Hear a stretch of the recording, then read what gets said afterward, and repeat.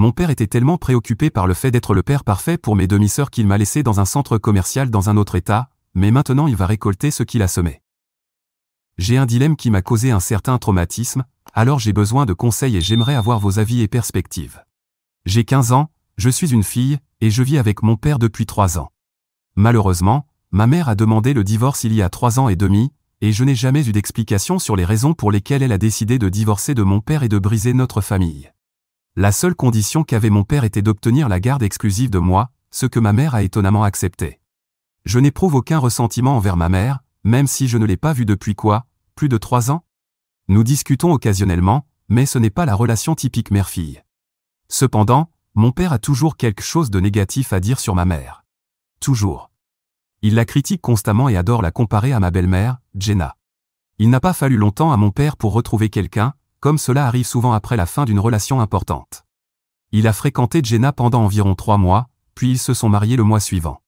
Personne ne comprenait pourquoi mon père était si pressé de se marier, surtout après une si longue relation. Il disait être tombé amoureux de Jenna au premier regard et admirait la mère qu'elle était pour ses filles, Joanne et Jenny. Je sais que je suis la dernière personne à juger ou commenter, étant donné que je ne suis pas maman et que je ne suis qu'une adolescente, mais honnêtement, Jenna n'était pas exactement la mère de l'année. Elle passait à peine du temps avec mes demi-sœurs et consacrait ses week-ends à faire du shopping et à se chouchouter. Elle m'a clairement fait comprendre que je ne devais pas m'attendre à ce qu'elle soit une figure maternelle pour moi, et j'étais entièrement d'accord avec ça. Ce que je ne pouvais pas accepter, c'était à quel point mon père avait changé. Nous étions très proches et faisions tout ensemble, mais maintenant il passait tout son temps et son argent pour mes demi-sœurs. Il avait à peine du temps pour moi, trouvant toujours des excuses en disant que Joanne et Jenny avaient grandi sans père et qu'il essayait de combler ce vide. Mon père me néglige, et honnêtement, c'est déchirant parce que je n'ai personne à qui parler ou vers qui me tourner. J'avais une relation proche avec ma grand-mère, Alina, mais après que mon père ait épousé Jenna, tout a changé. Je ne l'ai ni vu ni entendu depuis. Nous sommes amis sur Facebook, mais nous discutons à peine. Mon 16e anniversaire approchait, et je n'étais pas enthousiaste.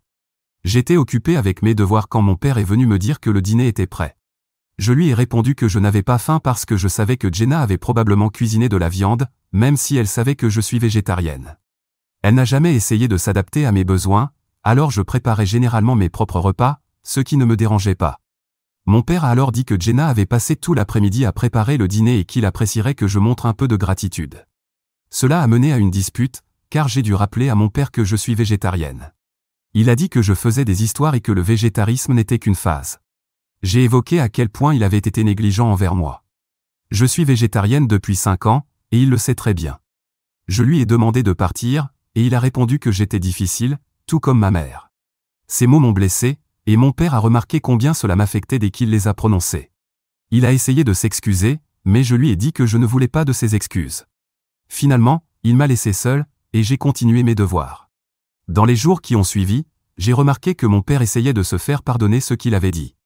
Il était plus attentif et essayait de passer plus de temps avec moi, ce que j'ai apprécié.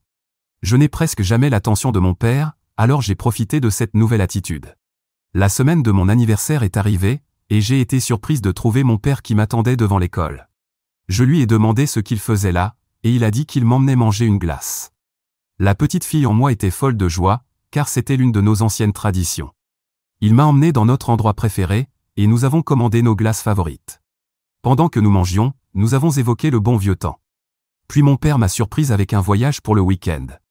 Il a dit que nous allions à Seattle pour mon anniversaire. J'étais tellement excité parce que Seattle est l'une de mes villes préférées. Il m'a assuré qu'il avait tout prévu et que ce serait juste nous deux, ce qui m'a encore plus ravi. Honnêtement, j'avais hâte. Je ne me souvenais pas de la dernière fois que j'étais parti en voyage seul avec mon père, cela semblait irréel. La semaine a filé, et vendredi est enfin arrivé, la veille de mon anniversaire. Mon père a appelé mon école pour les informer que je n'y assisterais pas. Pendant que je préparais mes affaires, j'ai remarqué que mes demi-sœurs faisaient aussi leurs valises. Une fois prête, mon père est entré dans ma chambre pour prendre ma valise, et c'est là qu'il m'a annoncé une triste nouvelle. Mon cœur s'est brisé en 1000 morceaux. Mon père venait de me dire que notre voyage en tête-à-tête était maintenant un voyage en famille. Il a expliqué que ma belle-mère voulait que tout le monde fête mes 16 ans ensemble, car c'était un événement si important. Alors je lui ai demandé si nous pouvions célébrer en famille après que lui et moi ayons fait notre voyage. Il a dit que tout le monde avait déjà fait ses valises et qu'il ne serait pas juste de leur demander de rester à la maison. Donc, nous sommes tous allés à Seattle. J'étais contrarié pendant tout le voyage. Mon père a essayé de me parler, des discussions banales, mais je l'ai ignoré en faisant semblant d'écouter de la musique avec mes AirPods. Je n'ai pas pu m'empêcher d'entendre mes demi-sœurs parler de combien leurs amies seraient jalouses qu'elles soient à Seattle pour le week-end. Quand nous sommes arrivés à notre Airbnb et que nous nous sommes installés, je faisais défiler mon téléphone quand mon père est entré dans ma chambre pour dire qu'on allait prendre des burgers pour le dîner. Immédiatement, je n'avais plus faim parce que mon père et moi avions déjà discuté de tester quelques restaurants populaires avec des options végétariennes. J'ai commencé à me plaindre. Ensuite, il m'a dit d'arrêter d'agir comme une enfant gâtée et autoritaire, ajoutant qu'il n'allait pas laisser ma mauvaise attitude gâcher le voyage. Nous avons échangé quelques mots vifs, et il est sorti en trombe en criant que je pouvais commander mon dîner sur Uber Eats avec sa carte de crédit. Alors, c'est exactement ce que j'ai fait. Et maintenant, je suis là, me sentant vraiment mal. C'est pourquoi je me tourne vers Internet pour avoir des avis sur toute cette situation. Ai-je le droit d'être en colère contre mon père? Je veux dire, il n'a jamais mentionné que ma belle-mère et mes demi-sœurs viendraient. Je commence à me demander si mon père veut même que je sois ici. Qu'en pensez-vous? Mise à jour 1. C'est encore moi avec une mise à jour. Mon anniversaire est enfin arrivé, mais honnêtement, j'aurais préféré que ce voyage n'ait jamais eu lieu. J'ai appris qu'on ne peut pas toujours faire confiance aux personnes en qui on est censé avoir confiance. Après cette dispute avec mon père, le reste du voyage a été simplement misérable. Je voulais juste que ça se termine, car ce n'était pas du tout comme je l'imaginais pour mon week-end d'anniversaire. Pendant que je préparais le petit déjeuner, j'ai reçu un message d'anniversaire de ma mère. Elle m'envoie toujours un, mais je ne sais jamais trop comment répondre, car c'est à peu près tout ce que j'entends d'elle. Mon père m'a souhaité un joyeux anniversaire et m'a demandé ce que je voulais faire, alors je lui ai dit que je voulais aller à l'aquarium. Jenny s'est plainte en disant que les aquariums étaient ennuyeux, mais je l'ai ignoré et j'ai montré à mon père celui que je voulais visiter. Je regrette d'avoir choisi l'aquarium parce que je n'ai pas pu en profiter. Mes demi-sœurs se sont plaintes tout le temps, demandant quand on irait au centre commercial. C'était tellement agaçant que j'ai fini par exploser. Leurs plaintes constantes ruinaient ma journée. Ma belle-mère m'a réprimandé en disant que je me comportais comme une enfant gâtée. Je pouvais voir que mon père était également agacé par mes demi-sœurs, mais il a pris son visage heureux habituel, auquel je suis habitué. Il les discipline rarement et prend généralement leur parti. Finalement, elles sont parties à la boutique de souvenirs pendant que je continuais d'explorer l'aquarium. Je n'ai pas pu faire grand-chose de ce que je voulais parce que mes demi-sœurs poussaient toujours devant. J'ai quand même pris quelques photos et me suis acheté un joli bracelet. Quand je les ai finalement retrouvées dans la boutique de souvenirs, elles avaient pratiquement vidé le magasin. Ma belle-mère m'a demandé pourquoi j'avais mis autant de temps et m'a ignoré quand je n'ai pas répondu. Elle a essayé de convaincre mon père de dire quelque chose, mais il a juste changé de sujet en suggérant d'aller au centre commercial, ce qui a rendu mes demi-sœurs très heureuses. Quand nous sommes arrivés au centre commercial, elles ont foncé dans un magasin de vêtements chers. J'ai demandé à mon père si je pouvais regarder autour, mais comme d'habitude, il ne faisait pas attention à moi, alors je suis parti de mon côté. En me promenant, j'ai reçu un message d'anniversaire de ma grand-mère, Alina, que j'ai apprécié, même si cela m'a fait mal parce que nous ne sommes plus proches. En marchant, j'ai vu que mon père avait publié sur Facebook à quel point il était fier de lui d'avoir pris soin de moi seul ces 3 dernières années. Être parent semble être toute son identité, et il veut toujours des louanges infinies pour cela. Finalement, j'ai été fatigué de marcher et je suis parti chercher mon père et les autres, mais je ne les ai pas trouvés. J'ai commencé à me sentir anxieuse et j'ai appelé mon père, mais il n'a pas répondu. J'ai essayé d'appeler ma belle-mère et mes demi-sœurs, mais elles n'ont pas répondu non plus. J'ai rappelé mon père, mais son téléphone est passé directement sur sa messagerie. Cela fait 1 heure, et je les cherche toujours. Je ne peux pas m'empêcher de paniquer, et je sens les larmes me monter aux yeux. Je me suis assise à un endroit et j'ai commencé à écrire tout ça, espérant que mon père m'appellerait pour me dire où ils sont. Mise à jour 2. Voici une autre mise à jour. Cela fait 1 semaine, et quelle semaine cela a été.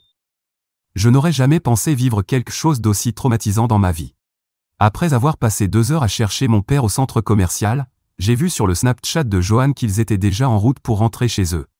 Mon corps s'est figé, et j'ai éclaté en sanglots au milieu du centre commercial. Je ne pouvais pas croire que mon père m'avait laissé. J'étais totalement perdu. Comment un père peut-il abandonner sa fille? Heureusement, un agent de sécurité m'a aidé, et comme mon père ne répondait pas à mes appels, je n'ai eu d'autre choix que de contacter ma mère. Je lui ai d'abord envoyé un texto pour lui demander si je pouvais l'appeler, et elle m'a appelé immédiatement. Quand je lui ai expliqué tout ce qui s'était passé, elle était furieuse, a commencé à insulter mon père, et m'a dit qu'elle réserverait un vol pour que je reste avec elle. Les 24 heures suivantes ont été chaotiques, comme vous pouvez l'imaginer.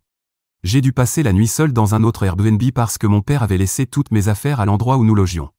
Mon cœur était brisé, mais j'ai pris le premier vol disponible. Quand j'ai atterri, j'ai été surprise de me retrouver dans ma ville natale. Je pensais que j'allais dans la nouvelle maison de ma mère, mais tout est devenu clair assez rapidement. Il s'avère que ma mère n'a jamais quitté notre ville après le divorce.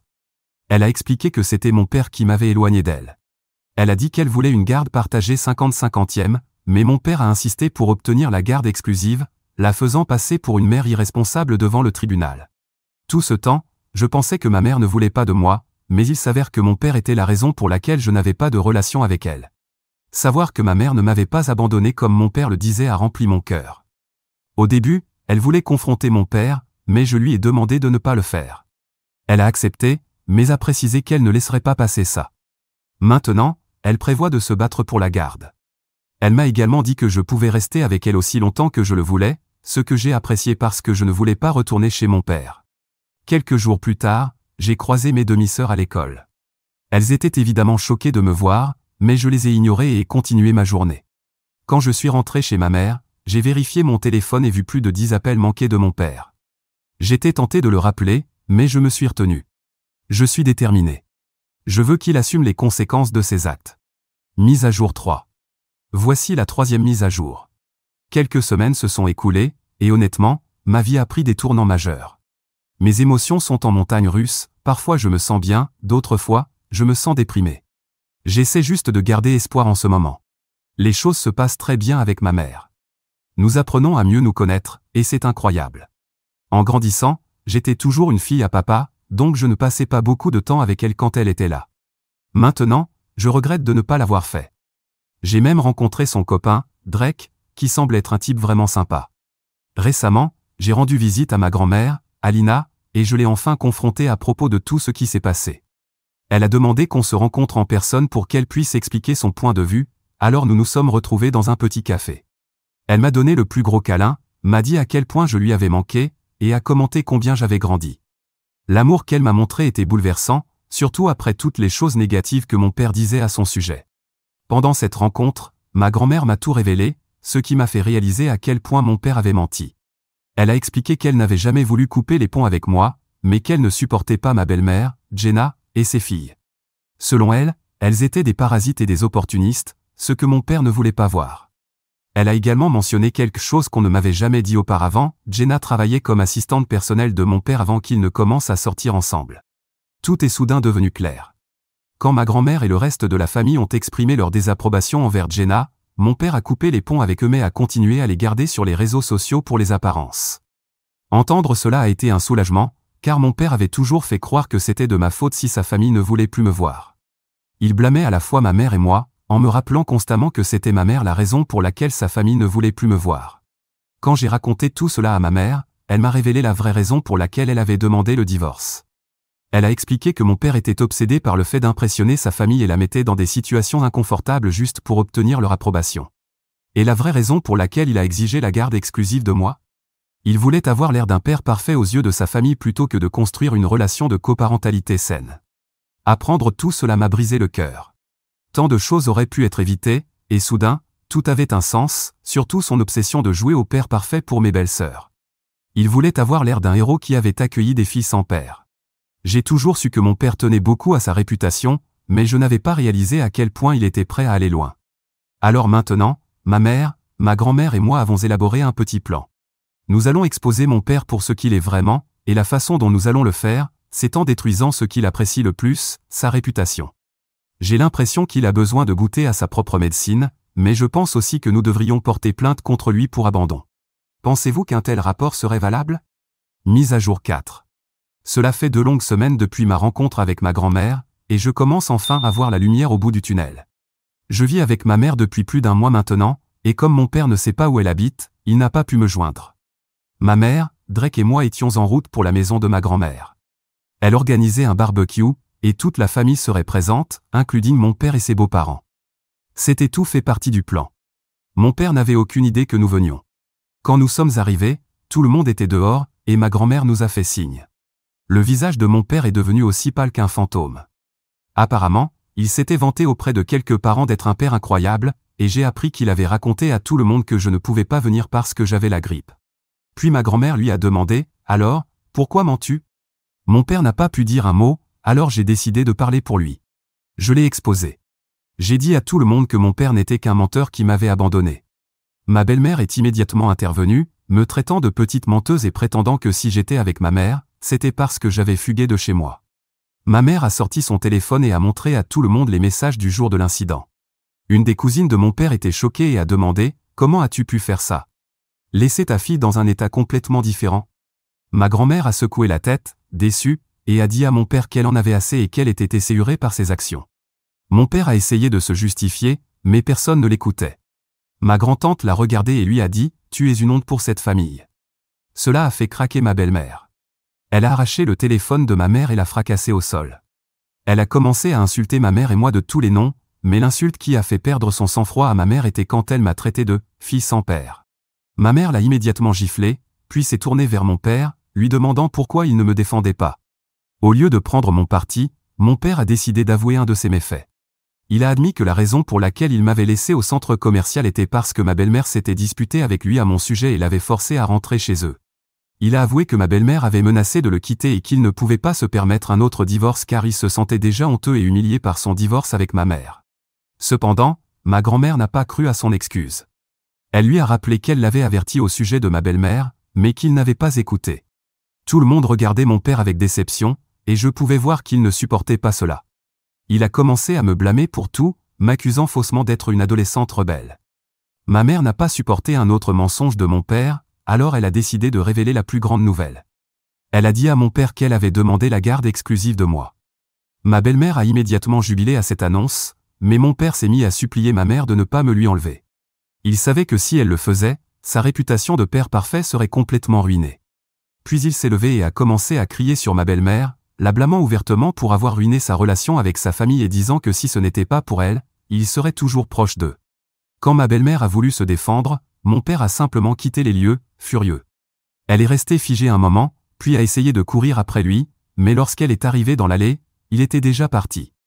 Il semble que mon père ait une habitude particulière, abandonner les gens. Quant au rapport, nous l'avons aussi déposé, juste après cette confrontation. Les accusations que nous avons portées sont pour abandon, négligence, maltraitance et aliénation, un mélange assez lourd d'accusations pour lesquelles nous avons des preuves solides qui porteront un autre coup à mon père. Ce n'est pas seulement sa réputation auprès de sa famille et des autres qui est en jeu, il s'agit maintenant de graves problèmes juridiques. De plus, tout cela aidera dans l'affaire de garde que ma mère poursuit. Sans oublier ma déclaration selon laquelle je ne veux plus vivre avec mon père, bien sûr. Mise à jour 5. Cela fait quelques mois depuis le barbecue de revanche familiale, et tellement de choses se sont passées depuis. Il m'a fallu un certain temps pour m'adapter à tout, mais je commence lentement à m'habituer et à vraiment me sentir en paix avec ce qui s'est passé. Je vis maintenant officiellement avec ma mère à plein temps. Elle a décidé de tout gérer par le biais du tribunal, et cela a vraiment joué en sa faveur. Une fois que le juge a appris que mon père m'avait abandonné au centre commercial, il s'est rangé du côté de ma mère et lui a accordé la garde principale. Ma mère et moi continuons à apprendre à nous connaître, et cela fait du bien d'être dans une maison débarrassée de la toxicité. Même Drake a été un beau-père incroyable, et je suis reconnaissante que ma mère ait trouvé quelqu'un qui la met vraiment en premier. En plus, je suis super excitée parce que je vais bientôt être grande sœur. Ma mère et Drake attendent ma petite sœur. D'un autre côté, mon père traverse un divorce compliqué avec Jenna. Elle essaie de réclamer la moitié de ses biens, et apparemment, cela fait grimper ses frais juridiques. Je dois admettre que mon père a été assez malin pour l'épouser sous un accord prénuptial, ce qui signifie qu'elle n'a pas droit à la moitié de ses biens. Cependant, puisqu'elle a quitté son travail pour devenir femme au foyer, elle a droit à une forme de pension alimentaire. Mais voici la partie intéressante, mon père dit à tout le monde qu'il divorce parce qu'elle l'a trompé, ce qui est un mensonge. Jenna est peut-être beaucoup de choses, mais une infidèle, elle ne l'est pas, du moins, pas à ma connaissance. Je pense qu'il a lancé cette rumeur juste pour sauver sa réputation, car il a honte de traverser un autre divorce en moins de 5 ans. Malheureusement pour lui, sa famille ne veut plus rien avoir à faire avec lui après la façon dont il m'a traité pendant son mariage avec Jenna. Ils ont dit qu'ils pourraient lui pardonner un jour, mais pour l'instant, il n'est même pas invité aux événements familiaux. Mais ce sont les moindres soucis de mon père en ce moment, compte tenu des accusations d'abandon. Il pourrait risquer jusqu'à 5 ans de prison et une amende de 15 000 $. Parfois, je me demande comment tout cela fonctionnera s'il perd le divorce et que Jenna gagne. S'il est en prison, comment paiera-t-il ? Mise à jour 6. Je voulais vous donner une dernière mise à jour sur tout ce qui s'est passé récemment. Tout d'abord, je veux vous parler des aspects positifs de ma nouvelle vie, car après toute cette obscurité, je veux que vous sachiez qu'il y a une lumière au bout du tunnel. Ma mère et moi reconstruisons notre relation et essayons de rattraper tout le temps perdu. Je ne peux pas vous dire à quel point il est réparateur de passer du temps avec elle sans les mensonges ou les manipulations de mon père en travers du chemin.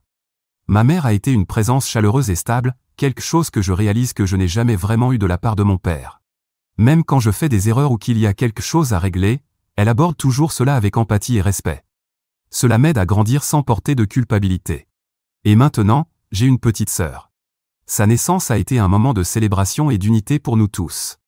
Ma mère et Drake se sont entièrement consacrés à lui offrir l'amour et la stabilité que je reçois maintenant dans ce nouveau chapitre de ma vie. Drake a été un énorme soutien, non seulement pour ma mère, mais aussi pour moi. Il me traite avec respect et me montre chaque jour ce que signifie être un vrai parent. Drake, mon beau-père, me traite mieux que ma belle-mère ne l'a jamais fait. La partie la plus ironique est que Drake me traite mieux que mon propre père ne l'a jamais fait. Il n'y a aucune comparaison, favoritisme ou arrière-pensée.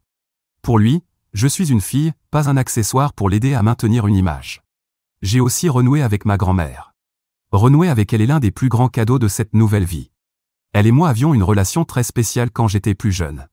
La voir et passer du temps avec elle maintenant, c'est comme récupérer une partie de moi-même. Parfois, nous parlons de toutes ces années et de combien elle a souffert de cette distance aussi. Ce qui me donne de la force, c'est de savoir que je peux maintenant compter sur elle, et qu'elle est une figure importante dans ma vie et dans celle de ma sœur également. Mais je sais que la plupart d'entre vous êtes probablement plus intéressés par ce qui s'est passé avec mon père et Jenna, plutôt que par les aspects positifs de ma vie, alors voici les nouvelles. Quelques mois auparavant, en discutant avec ma mère, certains détails ont émergé sur la façon dont mon père a obtenu la garde de moi. Il s'avère que lorsque j'étais petite et que mes parents étaient encore mariés, un jour, je suis tombée très malade après avoir mangé un encas avarié. Je me souviens que mon père m'avait donné cet encas juste avant de partir travailler. Après être tombée malade, j'ai fini à l'hôpital avec de la fièvre et des douleurs. À l'époque, ma mère s'est accusée parce qu'elle pensait que j'avais mangé quelque chose de mauvais pendant qu'elle était distraite. Et donc, mon père a utilisé cet incident à son avantage pendant le divorce. Il a fait croire à ma mère qu'il utiliserait cet épisode pour la dépeindre comme une mère irresponsable, et sous cette pression et la peur de me perdre complètement, elle a cédé. J'étais très jeune, et bien que je me souvenais que mon père m'avait donné l'encas, il m'a fait promettre de ne le dire à personne. Bien sûr, je n'étais pas au courant de ces menaces envers ma mère, sinon, j'aurais parlé bien plus tôt. Mais en discutant avec ma mère de tout ce qui s'est passé, elle m'a raconté tout cela, et c'est là que j'ai réalisé jusqu'où les mensonges de mon père étaient allés. Finalement, la situation juridique est arrivée à son terme. Mon père a été reconnu coupable d'abandon d'enfant, et comme cela s'est produit à travers les frontières d'un État, il a été condamné à 3 ans de prison. Cela peut ne pas sembler beaucoup comparé à tous les dégâts qu'il a causés, mais honnêtement, après tout ce que nous avons traversé, savoir qu'il purgera du temps derrière les barreaux m'apporte un certain soulagement. Pour être honnête, le fait qu'il ne soit plus dans ma vie est en soi un cadeau. Quant à Jenna, elle pourrait toujours avoir droit à une pension alimentaire pendant que mon père est en prison. Et s'il ne peut pas payer parce qu'il n'a pas de travail, Jenna pourrait réclamer certains de ses biens, comme la voiture ou la maison où nous vivions, du moins partiellement. Cependant, Jenna n'a besoin de rien pour le moment parce qu'elle va rejoindre mon père en prison. Eh bien, pas littéralement, puisqu'ils ne sont pas dans le même établissement, mais vous voyez l'idée. Initialement, nous n'avions porté plainte que contre mon père, car il était principalement responsable de mes soins. Cependant, pendant le procès, l'implication de Jenna dans l'abandon est devenue évidente, surtout puisqu'elle a accepté de me laisser derrière ce jour-là, et d'après la confession de mon père, elle l'a même poussé à le faire. Au final, Jenna a écopé d'une peine de prison d'1 an. Bien que ce soit une peine moindre, le fait qu'elle soit tenue responsable de ses actes me semble juste. Cependant, lorsque Jenna sera libérée, elle pourrait encore avoir des droits à une pension alimentaire, je pense, donc elle ira probablement après les biens qu'il reste à mon père, même pendant qu'il est en prison. Quant à mes demi-sœurs, honnêtement, je n'ai pas beaucoup d'informations. J'imagine qu'elles doivent être sous la garde d'un parent, mais la vérité, c'est que je n'ai aucun intérêt à contacter Jenna pour en savoir plus. Ce n'est pas exactement comme ça que je voudrais passer mon temps, visiter quelqu'un en prison. Et voilà. Maintenant, je peux me concentrer sur le fait d'avoir une vie normale.